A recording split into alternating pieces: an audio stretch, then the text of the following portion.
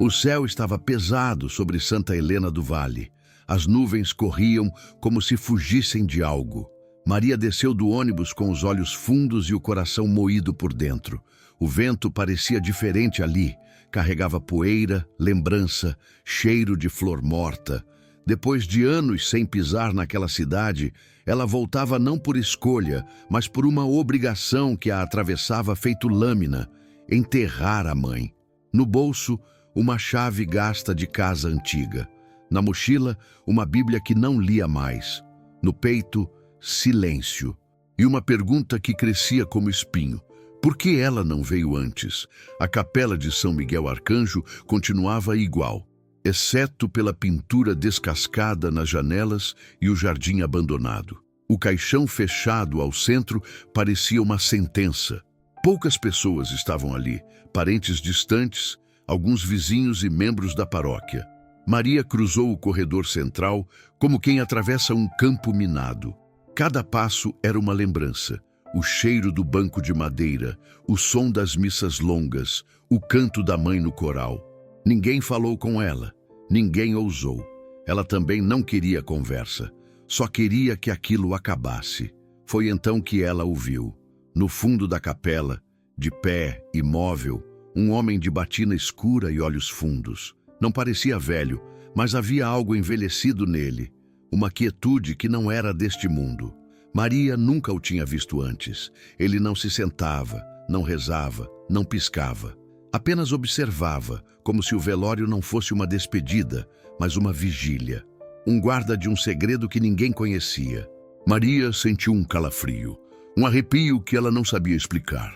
Os olhos do padre a seguiam com uma precisão que feria. Após a breve cerimônia, quando todos começaram a sair, Maria permaneceu sentada, sozinha, encarando o caixão fechado. Ela não chorou, não conseguia. Estava entorpecida. O padre aproximou-se sem som, como se flutuasse sobre o chão de pedra. Parou ao lado dela e falou em voz baixa, com uma calma impossível: "Você não perdeu sua mãe. Ela foi chamada de volta." Maria olhou para ele, tentando entender se era alguma tentativa estúpida de consolo. Mas o olhar dele era sério e aquilo a gelou até os ossos. "Desculpe", ela sussurrou. "Marta sabia que esse dia viria e deixou algo para você. Não ignore os sinais." E sem mais uma palavra, ele se afastou e desapareceu pela lateral da capela. Ninguém pareceu notá-lo. Naquela noite, Maria dormiu na antiga casa da mãe. A poeira, o cheiro de madeira envelhecida, tudo parecia suspenso no tempo. A casa falava em sussurros, rangidos, pingos no telhado, o tic-tac de um relógio que ela jurava estar parado há anos. Sentada na cama, segurava uma xícara de chá morno, tentando organizar os pensamentos. O que aquele padre quis dizer? Quem era ele? E por que parecia conhecê-la tão bem? O luto ainda não tinha forma, era uma massa invisível que empurrava por dentro. Foi então que ela se lembrou do porta-joias. Um objeto antigo, de madeira entalhada, que sua mãe sempre guardava com zelo. Maria o encontrou no fundo da gaveta da cômoda, trancado com uma chave minúscula escondida na borda da Bíblia da mãe. Ao abri-lo, encontrou um envelope envelhecido com seu nome escrito à mão: Maria. E junto dele, um colar de prata com um símbolo que ela nunca tinha visto antes. Um círculo com uma cruz em espiral no centro, cercado por pequenos traços como asas. A carta escrita à mão por Marta começava de forma simples: "Minha filha, se estás lendo isso, é porque já não posso mais te proteger." As palavras tremiam, como se a mãe soubesse que cada frase era um adeus. Marta falava de sonhos que teve desde jovem, de um chamado que ela tentou evitar a vida inteira. Falava de uma linhagem antiga, de um selo que passou por mulheres da família e que agora, inevitavelmente, chegava a Maria. "O símbolo que deixei para você foi selado em mim com dor e só poderá ser passado com amor ou sacrifício." Maria leu e releu a carta tentando entender. Selo, linhagem. A mãe sempre teve fé, sim, mas isso era outra coisa. Era misticismo, loucura, alucinação. No verso da carta, um aviso em latim, traduzido logo abaixo. Nem todo chamado é escolha, mas toda escolha ecoa no céu.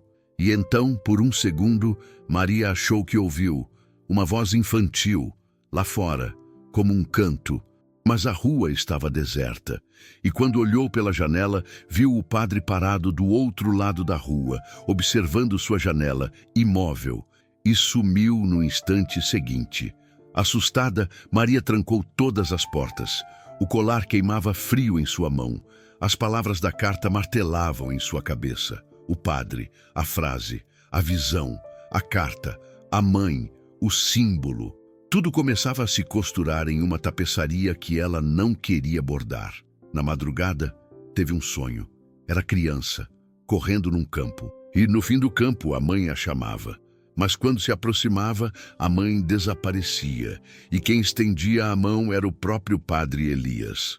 Você já ouviu o chamado. Só precisa lembrar. Ela acordou gritando. O colar ainda estava preso à mão fechada.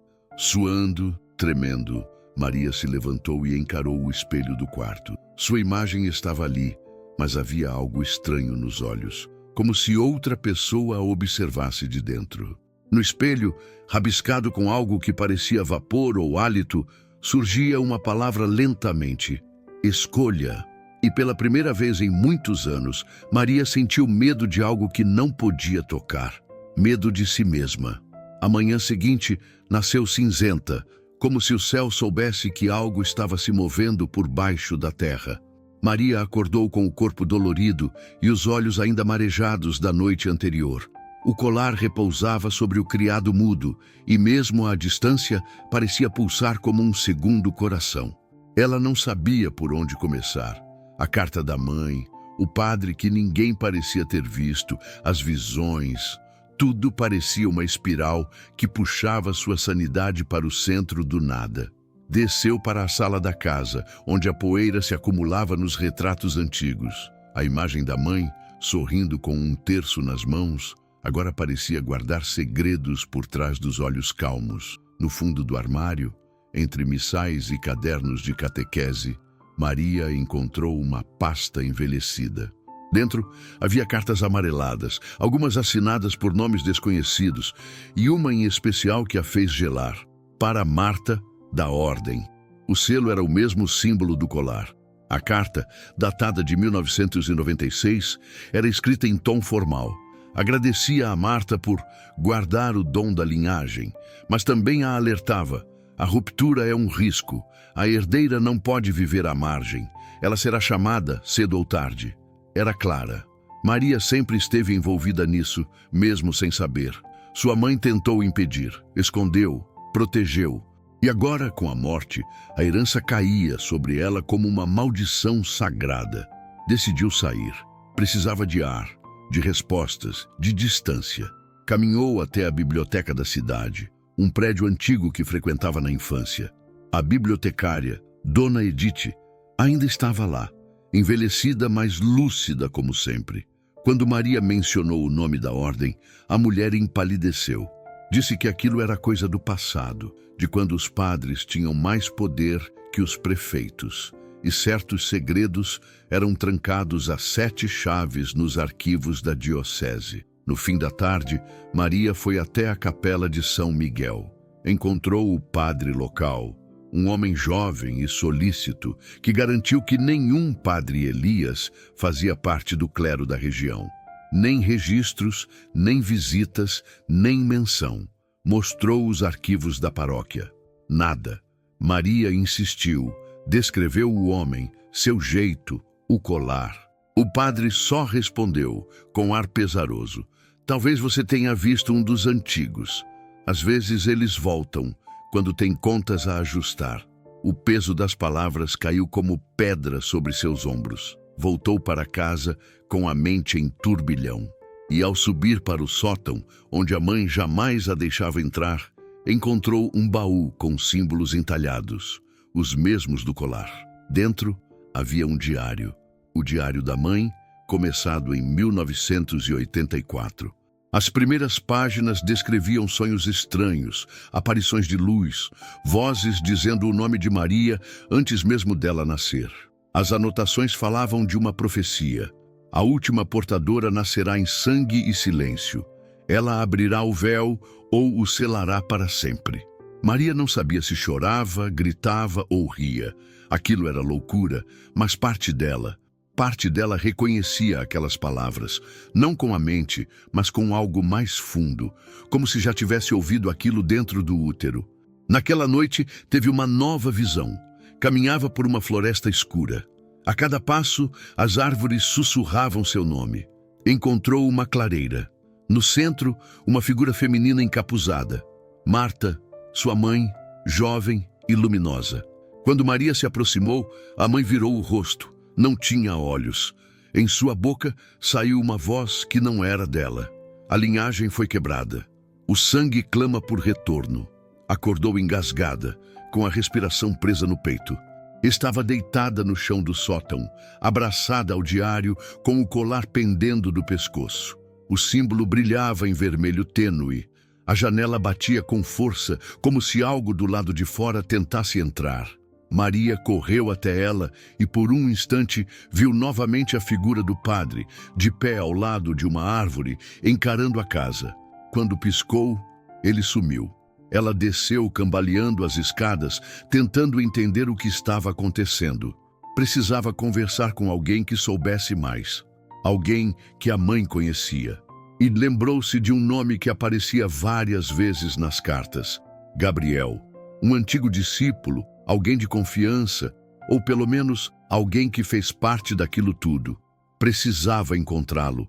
Ao abrir a agenda da mãe, encontrou um número de telefone escrito à mão, cercado por uma cruz desenhada em caneta. Ao lado, apenas uma palavra: cuidado. Mesmo assim, ligou. Do outro lado da linha, uma voz masculina atendeu, calma, com um leve tom de encantamento. Maria, eu esperei tanto tempo por você. A ligação com Gabriel reverberava nos ouvidos de Maria, mesmo horas depois. Havia algo estranho naquele tom, como se ele já soubesse tudo que ela estava vivendo, como se estivesse preparado. Quando ela perguntou como sabia que era ela, ele apenas disse: seu nome ecoou no templo antes da morte da sua mãe. Marta sabia. Aquilo era impossível e, ao mesmo tempo, fazia sentido dentro da lógica absurda que a cercava desde o velório. Eles marcaram um encontro em um pequeno mosteiro abandonado na estrada antiga da cidade. Maria chegou no fim da tarde, quando o sol morria atrás das montanhas. O lugar estava coberto de eras e musgo, mas havia velas acesas no interior. Gabriel apareceu com um manto claro, cabelos soltos e um sorriso calmo que mais parecia o de um profeta do deserto. Seus olhos eram fundos, mas vivos. Carregava um terço de pedras vermelhas que ela reconheceu. Era o mesmo que a mãe tinha escondido uma vez, quando Maria era criança. Gabriel falava com reverência. Disse que Marta havia sido uma das últimas portadoras conscientes, que fugiu da ordem quando percebeu que a herdeira seria Maria e que Elias, o padre misterioso, fora enviado para vigiá-la. Disse também que o colar era uma das 7 chaves angelicais e que cada chave abre uma fenda, uma porta, entre o mundo dos homens e os mensageiros. O problema, segundo ele, era que essas portas também podiam ser usadas por aqueles que caíram. Maria ouviu, atônita. Gabriel continuava: o sangue é o selo, Maria. Sua linhagem não é apenas simbólica. O que corre em suas veias abre ou fecha. Ele a olhava como um fiel olha para um milagre, e aquilo a deixava desconfortável. Não era um olhar humano, era um olhar de fé, de fanatismo. E fé, ela aprendera, podia ser mais perigosa que ódio. Naquela noite, após voltar para casa, Maria decidiu vasculhar o sótão mais uma vez. Encontrou uma caixinha com os escritos da mãe traduzindo símbolos antigos. Uma página chamava a atenção, mostrava um círculo com 7 asas quebradas. Abaixo a frase: quando a última asa se erguer, a carne será invocada. Mais uma vez, o nome de Elias aparecia, com anotações sobre visitas, instruções e uma data: 1994, o ano do desaparecimento do pai. A lembrança veio como um soco. Maria, com 5 anos, acordando de um pesadelo. Sua mãe chorando no corredor. A porta da casa aberta e a figura do pai, Paulo, saindo à noite com um manto escuro nos ombros. Antes de desaparecer, ele se abaixou e disse: "Se um dia ouvirem seu nome no escuro, não responda. Feche os olhos e ore." Maria nunca soube se aquilo foi sonho ou realidade. Agora tudo parecia parte de um mesmo enigma. Na madrugada, ela teve sua visão mais forte até então. Estava num campo de terra rachada, sob um céu em chamas. No centro do campo havia uma porta cravada no chão, feita de pedra e carne, pulsando como se tivesse coração. O colar em seu pescoço queimava. Ao redor da porta, 7 figuras encapuzadas cantavam em línguas mortas, e no meio delas, um homem alto, de olhos vazios, seu pai, sussurrando: "Abra com sangue, ou morra com os outros." Acordou com o nariz sangrando e o corpo encharcado de suor. O colar estava com marcas de queimadura em seu peito. Correu até a pia, lavou o rosto, tentou respirar. O mundo já não era mais o mesmo. Não havia mais dúvida. O que quer que estivesse prestes a acontecer estava ligado a ela e não haveria como voltar. Na tarde seguinte, foi até a capela procurar por Elias. Um velho diácono a recebeu. Quando ela mencionou o nome do padre, ele ficou em silêncio. Depois de muito insistir, o homem conduziu Maria até uma sala antiga atrás do altar. Lá, em meio a documentos e objetos litúrgicos, havia uma escadaria de pedra selada com tábuas.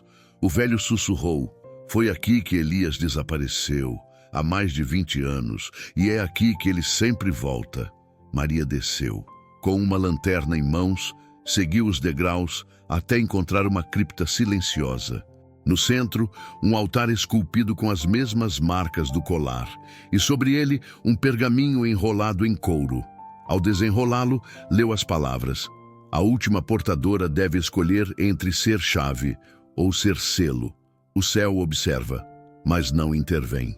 Uma vela acendeu sozinha, e atrás dela, na penumbra, a voz de Elias surgiu, suave como uma oração esquecida. "Você está pronta para lembrar, Maria? Nem toda herança vem por escolha, mas toda escolha marca a eternidade." Ela virou-se devagar, e ali estava ele, o mesmo homem, sem idade, sem tempo, esperando. O silêncio da cripta ficou com ela por dias. Mesmo depois de sair dali, Maria carregava no corpo o peso de uma resposta que ainda não havia recebido. As palavras de Elias ecoavam como prece antiga. Nem toda herança vem por escolha. E isso a corroía por dentro. Estava cansada, assustada e, acima de tudo, sozinha.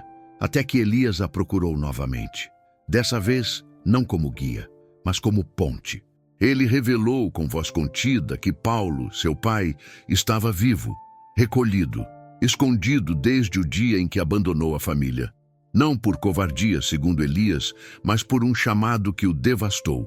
Elias hesitou antes de dizer. Ele viu o que ninguém deveria ver, tocou o véu e voltou quebrado. Maria não sabia o que sentir: raiva, alívio, medo. Não sabia se queria vê-lo, mas sabia que precisava. A trilha até o eremitério era íngreme e silenciosa. Árvores antigas formavam um túnel natural, e cada passo soava como se ecoasse em outra dimensão. Elias guiava o caminho em silêncio, como um servo levando a filha ao pai. Quando chegaram, o lugar era simples, uma cabana de pedra, sem porta, sem janelas. E dentro dela, Paulo, envelhecido, cabelos longos e brancos, olhos fundos, mas vivos. Ele não disse oi, nem filha. Apenas murmurou: "Você cresceu. A marca despertou, não é?" Maria permaneceu imóvel. A figura à sua frente era o homem que a deixara aos 5 anos, que desaparecera sem carta, sem explicação, sem olhar para trás. Ela queria gritar, chorar, mas algo nela impedia, como se uma parte soubesse que esse momento viria. Paulo se aproximou, estendeu as mãos. Ela hesitou, mas não recuou. Quando os dedos se tocaram, Maria sentiu uma onda de calor, não no corpo, mas na alma, uma conexão ancestral e uma dor profunda. Eles se sentaram em silêncio. Então ele começou a falar. Contou que antes do nascimento de Maria, tivera visões, sonhos onde seres de luz e sombra disputavam sua filha como uma ponte viva, que ouviu vozes dizendo que ela abriria ou selaria o fim, que a ordem queria treiná-la, mas Marta se recusou. Por isso, ele foi até a fenda, o altar antigo, e tentou selar tudo com sua própria carne, mas fracassou. Desde então, vivia isolado, entre orações e delírios, esperando que um dia Maria viesse. Ela não sabia se acreditava, mas cada palavra ressoava como se já estivesse gravada dentro dela. Perguntou a ele se era verdade que seu sangue podia abrir a porta. Ele assentiu com olhos cheios d'água. Disse que os filhos da linhagem não são escolhidos, são chamados, e que quando se nega o chamado, o corpo adoece, a mente se parte. É por isso que tua mãe morreu com o coração limpo, e eu ainda estou aqui. Maria se levantou. Precisava sair, arejar, gritar, fugir. Ao deixar a cabana, viu Elias parado entre as árvores. Ele não disse nada, apenas estendeu um pergaminho. Era o último testamento da mãe, guardado pela ordem. Um mapa antigo, um local marcado, o cemitério do Morro Alto. E a frase: a chave final está onde o silêncio termina. No mesmo dia, ao pôr do sol, Maria foi até o cemitério. O vento uivava. Entre lápides partidas e nomes esquecidos, encontrou o túmulo da mãe. O chão ao redor estava remexido, como se alguém o tivesse escavado recentemente. Atrás da lápide, escondida por folhas secas, havia uma placa de pedra com o símbolo do colar. Com esforço, ela levantou a tampa. Dentro, uma caixa metálica envolta em tecido. Ao abrir, encontrou algo inesperado: o diário original da avó e uma adaga ritual coberta de runas. O diário revelava um ciclo. Cada mulher da linhagem teve que decidir se selava o dom ou o passava adiante. Marta selou, a avó tentou, a bisavó abriu. Cada escolha teve um preço. E agora, Maria era a última. A caixa também continha um pequeno pergaminho enrolado com a caligrafia da mãe. Se você está lendo isso, minha filha, então o véu está fino demais para ignorar. A adaga não é uma arma, é a resposta, mas só se usada com verdade. Escolha e me perdoe. Naquela noite, Maria não dormiu. Ficou sentada no sótão, cercada de livros, velas, símbolos e a adaga. Lembrou da visão da porta feita de carne, da criança em seus sonhos, do olhar do pai, do silêncio da mãe. E pela primeira vez, sentiu que não havia escapatória. Apenas dois caminhos: aceitar o chamado ou vê-lo consumir tudo à sua volta. Mas antes que pudesse decidir, alguém bateu na porta. 3 vezes, secas, precisamente medidas. Ao abrir, não havia ninguém. Apenas o colar no chão, agora rachado, e uma marca de sangue na soleira. Alguém ou algo tinha cruzado. Maria passou os dias seguintes em estado de alerta. Sonhava com a adaga, com a porta, com vozes que sussurravam o seu nome atrás das paredes. Por mais que tentasse negar, algo já havia se infiltrado na realidade. O mundo tinha um cheiro diferente. As cores, uma vibração estranha. E o tempo. O tempo parecia derreter. Um fim se aproximava e ela sentia. Foi ao visitar a capela pela última vez que tudo desmoronou. Assim que entrou, viu os bancos revirados, velas apagadas e um rastro de sangue que levava até o altar. Sobre ele, um bilhete preso com uma faca. Em caligrafia precisa, a frase: ouça a verdade de quem ainda crê. Venha. E um endereço. O antigo asilo da cidade, fechado há anos. Maria não hesitou. O local era um prédio caído, tomado por eras e umidade. Ao adentrar os corredores vazios, sentiu o ar pesar sobre os ombros. No fim do corredor principal, encontrou irmão Gabriel. Não mais em vestes claras, mas em trajes ritualísticos, cercado por seguidores em silêncio. O chão estava coberto de símbolos e o colar que ela perdera repousava sobre um altar de pedra escura. Gabriel sorriu, sem pressa. Você chegou até aqui porque queria entender. Agora vai lembrar. Com um gesto sutil, ele sinalizou.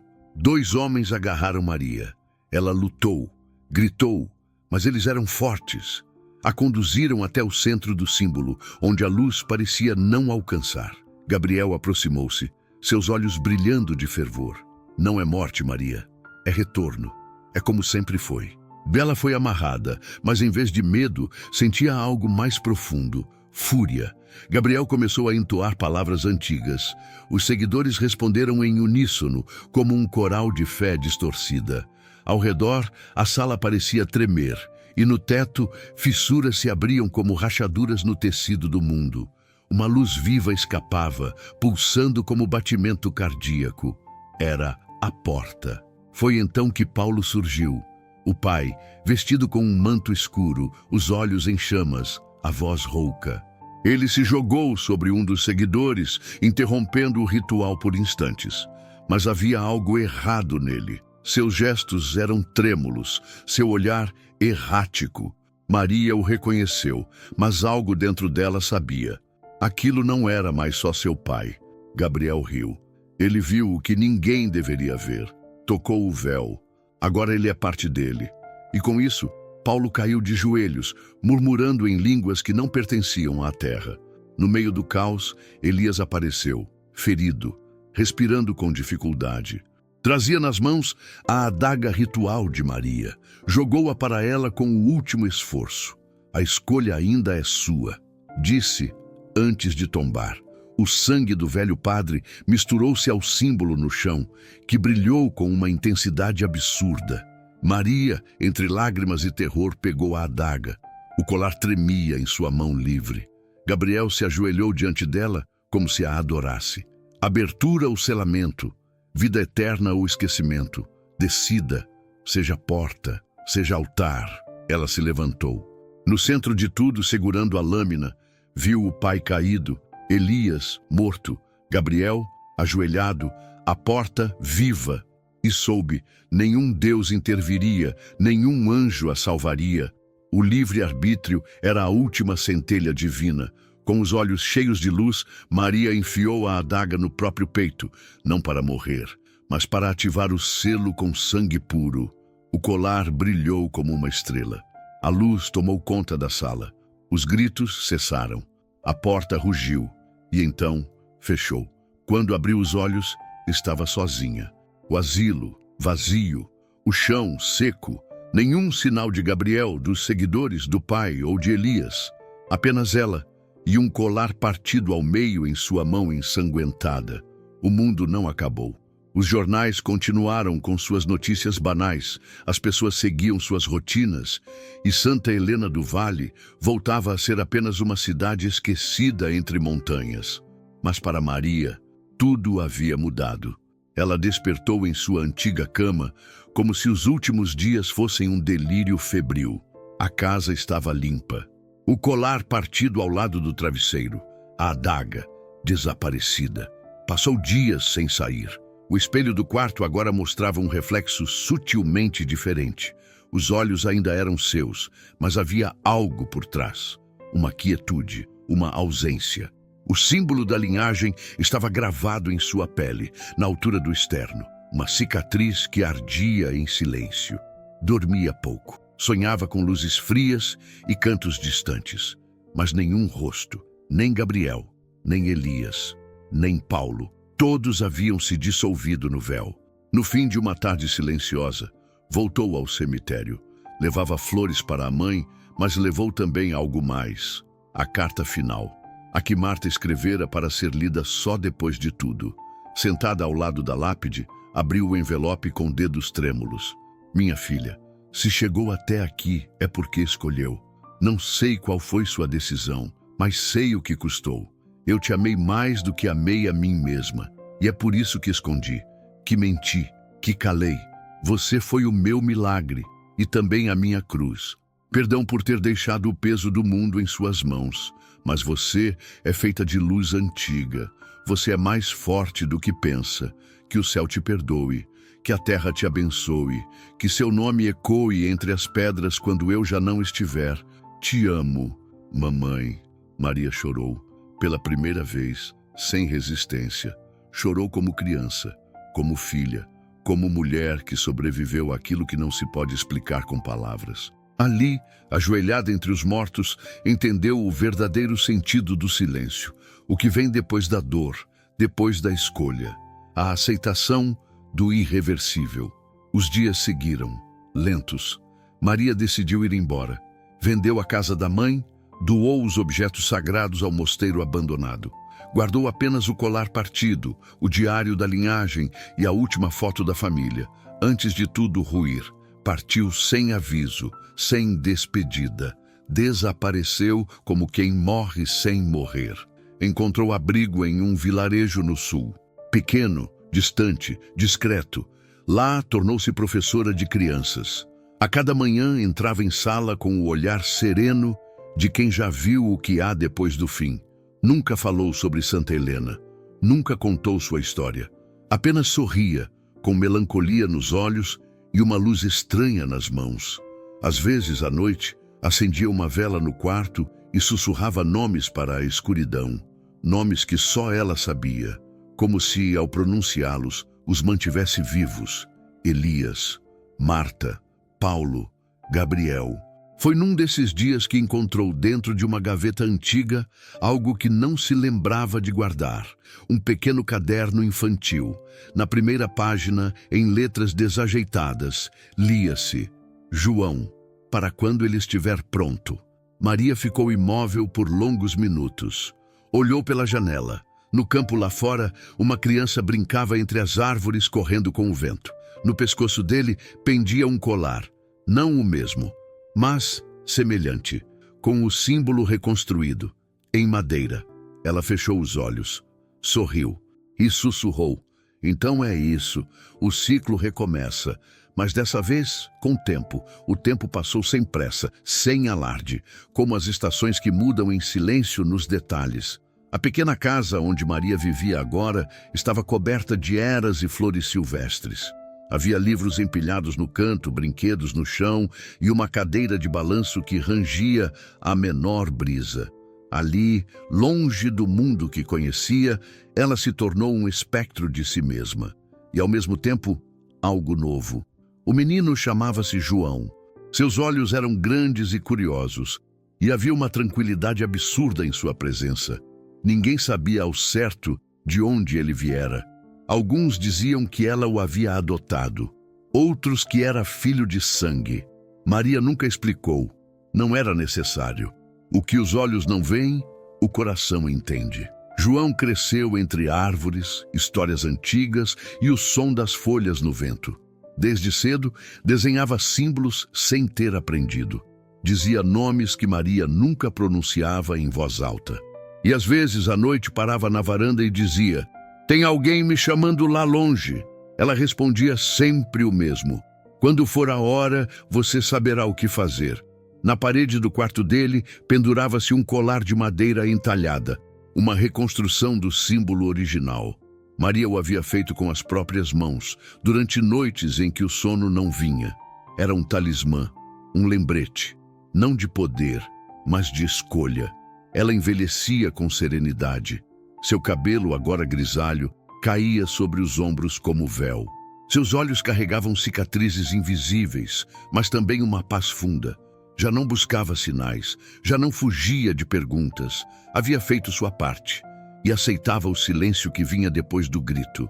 Certa tarde, sentada no campo com João, contou a ele uma história. Falou de uma mulher que ouviu seu nome no escuro e, mesmo com medo, respondeu que perdeu tudo o que amava, mas encontrou algo mais, o direito de não ser esquecida. Falou de anjos que choram e de portas que, uma vez fechadas com verdade, nunca mais se abrem. O menino ouviu em silêncio, depois perguntou: era você? Maria sorriu com lágrimas contidas. Era muitas pessoas. E talvez um dia seja você. Ao pôr do sol, Ela caminhou até a beira do campo. Ali, acendeu uma última vela, colocou aos pés de uma árvore com casca branca e prendeu ao tronco uma foto antiga. Marta, Paulo, ela ainda criança. A chama dançou com o vento. E no instante em que se apagou, um sussurro atravessou o ar. Não vinha do céu, nem da terra, mas de dentro. Maria fechou os olhos, sentiu o mundo leve. E pela primeira vez, desde que tudo começou, descansou. A história de Maria não é apenas sobre anjos, selos ou linhagens sagradas. É sobre aquilo que carregamos dentro de nós, sem entender, sem querer, mas que um dia nos chama. E quando o chamado chega, não há como voltar atrás. Porque o verdadeiro milagre não é abrir portas celestiais, mas ter coragem de fechar aquelas que nos consomem por dentro. Se essa história tocou você, se te fez lembrar de alguém que partiu, ou de algo que ainda dói em silêncio, então não guarde isso só para si. Compartilhe com quem carrega culpas, lutos, vazios, com quem precisa ouvir que até o céu se cala às vezes, mas que o amor nunca esquece.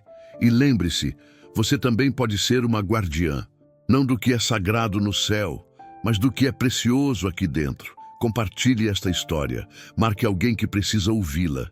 E se já ouviu seu nome no escuro, comente: eu também fui chamada.